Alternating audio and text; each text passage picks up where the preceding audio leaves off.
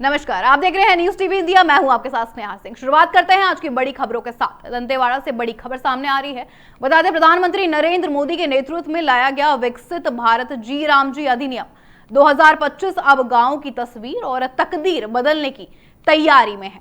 दंतेवाड़ा स्थित भाजपा जिला कार्यालय में आयोजित प्रेस वार्ता में भाजपा प्रदेश उपाध्यक्ष जी वेंकट ने इस अधिनियम की जानकारी दी है। उन्होंने कहा है कि ये कानून ग्रामीण भारत को मजबूत बनाने की दिशा में एक बड़ा कदम है। जो वेंकट ने ये भी बताया कि ये अधिनियम मनरेगा से भी बेहतर है और अधिक असरदार साबित होगा। जहां पहले 100 दिन का रोजगार मिलता था, अब ग्रामीण परिवारों को 125 दिन का पक्का रोजगार मिलेगा।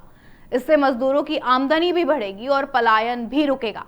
उन्होंने आगे ये भी कहा कि मजदूरी का भुगतान अब 7 दिनों के भीतर भीतर किया जाएगा।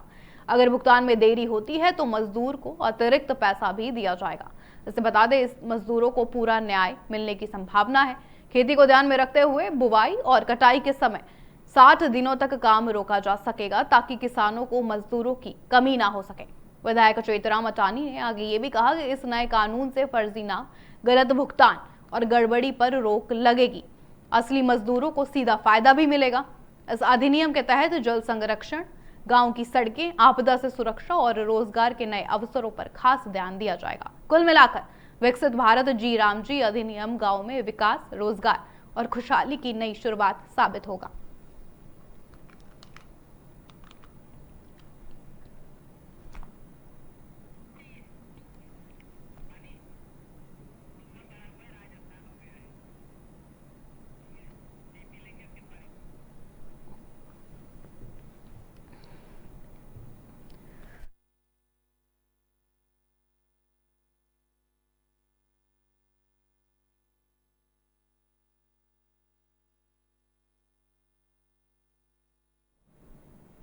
रुक करते हैं अगली खबर का। दुर्ग से अगली खबर है। दुर्ग स्थित भाजपा कार्यालय में आपको बता दें, आयोजित पत्रकार वार्ता में छत्तीसगढ़ के गृह मंत्री विजय शर्मा ने वीबी रामजी योजना को लेकर बड़ा बयान दिया है।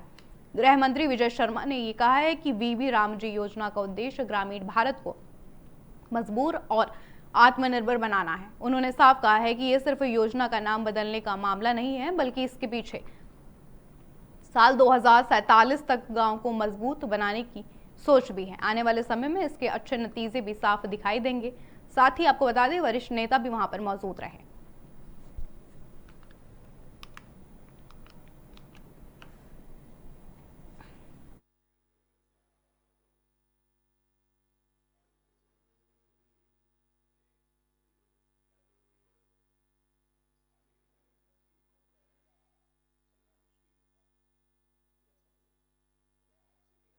इस बात को बताओ, मनरेगा को लेकर के आप लोग किसी ने जो नाम बदल दिया तो उसको लेकर के क्या कुछ तमाम जो नाम नहीं भैया, काम बदला है।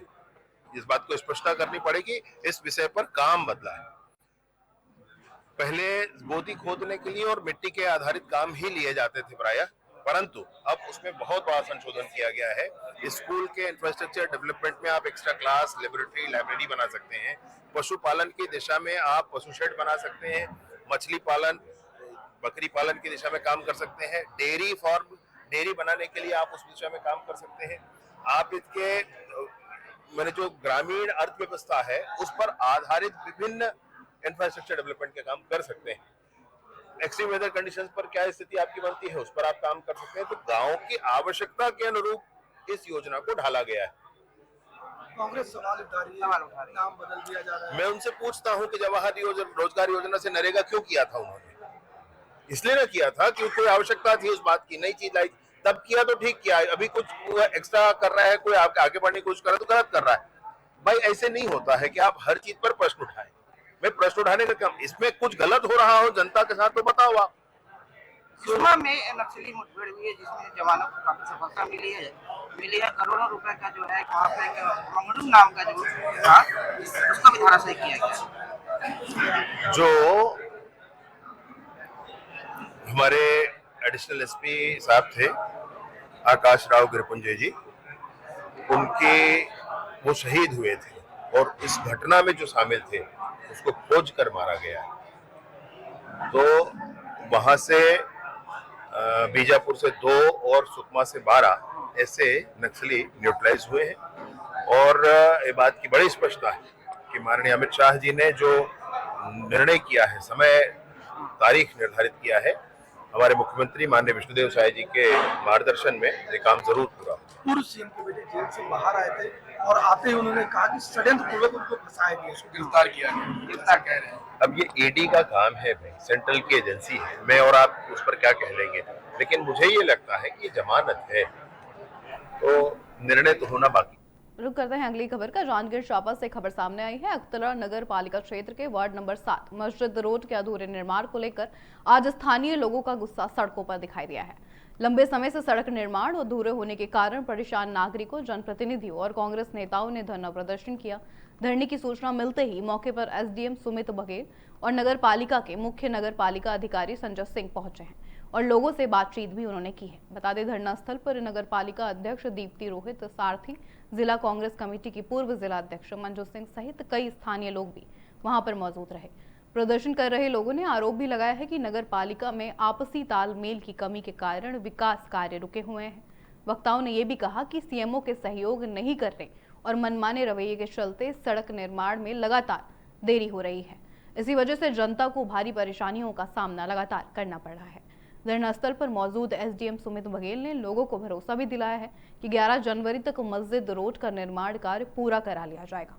प्रशासन ने ठेकेदार को साफ निर्देश दिए हैं कि समय सीमा के भीतर काम पूरा किया जाए, नहीं तो कड़ी कार्रवाई की जाएगी। प्रशासन के आश्वासन के बाद आपको बता दें, धरना समाप्त कर दिया गया, लेकिन प्रदर्शनकारियों ने चेतावनी दी है कि यदि तय समय तक सड़क निर्माण पूरा नहीं हुआ तो आगे चक्का जाम भी किया जा सकता है।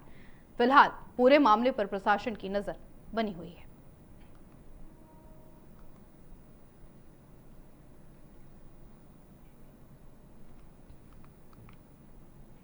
खबर जांजगीर चांपा से है। राष्ट्रीय राजमार्ग 49 पर आपको बता दें, कलतरा बिलासपुर मुख्य मार्ग में इन दिनों सीमेंट के अवैध कारोबार का खेल खुलेआम चल रहा है।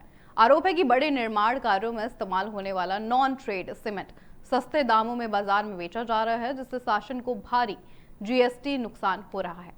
जानकारी के मुताबिक NH49 ओवरब्रिज के पास एक गोदाम में सीमेंट का अवैध भंडारण किया जा रहा है।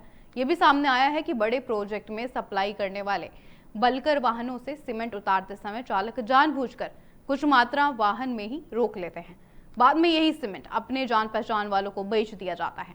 सबसे चौंकाने वाली बात यह है कि इस नॉन ट्रेड सीमेंट को अलग अलग कंपनियों की बोरियों में भरकर बाजार में खपाया जा रहा है, जिससे आम ग्राहक भी धोखे का शिकार हो रहे हैं। आपको बता दें, अर्जुनी गांव का मुख्य मार्ग पर एक ढाबा संचालक पर भी अवैध सीमेंट बिक्री के आरोप लगे हैं।